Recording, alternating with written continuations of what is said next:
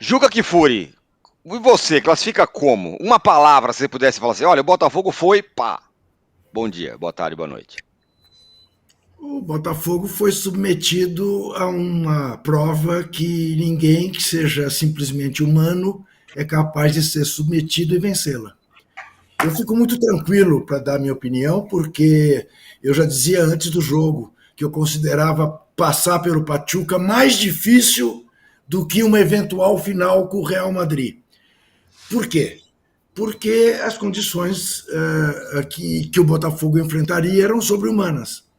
Um time não pode fazer o que o Botafogo fez, em 15 dias jogar 3 decisões como jogou, ou uma quarta decisão ainda contra o São Paulo, tomar um avião de madrugada, viajar 15 horas, chegar num país com 6 horas de fuso, para jogar 40 horas depois um jogo eliminatório. Num avião que não era o avião que deveria ser. Né? O Botafogo acabou comprando gato por lebre. Né? Em vez de ter um avião, teve uma carroça. E só quem já passou por isso, é grande, tem mais de 1,80 m, é submetido a um voo de 15 horas, com um fuso desse, sabe o quanto isto é difícil de você superar. Os seus reflexos não ficam em dia, o corpo não fica em dia, dói tudo, você fica meio zumbi. E foi o que a gente viu. O time do Botafogo era um time de zumbis, por mais que se esforçasse, por mais que entrassem jogadores que não vinham jogando, né, para mesclar, para dar algum pulmão, algum descanso para aqueles jogadores que vinham participando da maratona a que o Botafogo se submeteu. Então a mim não surpreendeu em nada. Quer dizer, como eu sou o cara chato que a vida inteira dizia e diz, né, que não cobra time que joga na altitude, que não cobra bom espetáculo em gramado ruim, embora gramado ruim pelo menos tenha a vantagem de ser gramado ruim para os dois times. Na altitude, quando ele vai jogar em La Paz, não. É só um time que sofre. E no caso, o Botafogo foi o time que sofreu, não pela altitude, mas pelas condições. Né? Aliás, eu vi uma entrevista do jogador do Pachuca dizendo: nós sabíamos que eles iam chegar aqui em condições miseráveis. Nós estamos aqui desde sexta-feira. Né? Por mais que você pudesse identificar a falta de ritmo no Pachuca, um mês sem jogar, 1000 vezes ficar um mês sem jogar e padecer de falta de ritmo, mas estar com todo o resto em ordem, do que jogar nas condições em que o Botafogo jogou.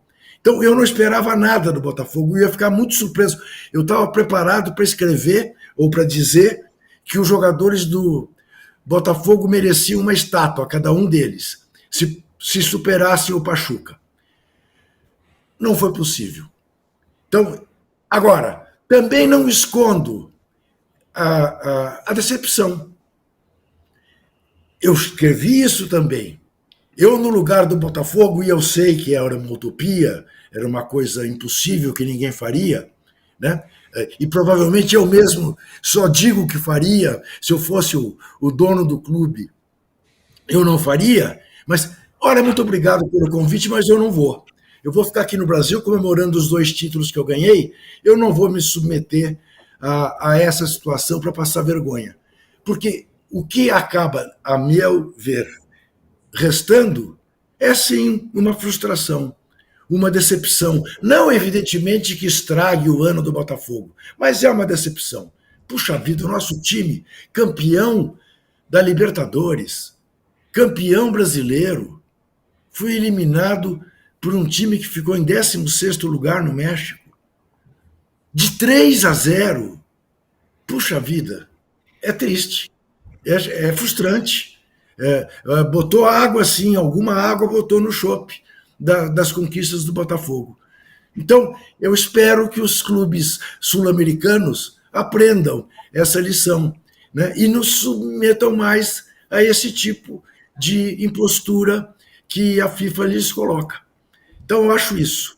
Eu não tinha dúvida nenhuma de que o Botafogo não iria bem e fiquei frustrado, apesar Você fala, mas é uma contradição, se você não tinha dúvida, como ficou frustrado?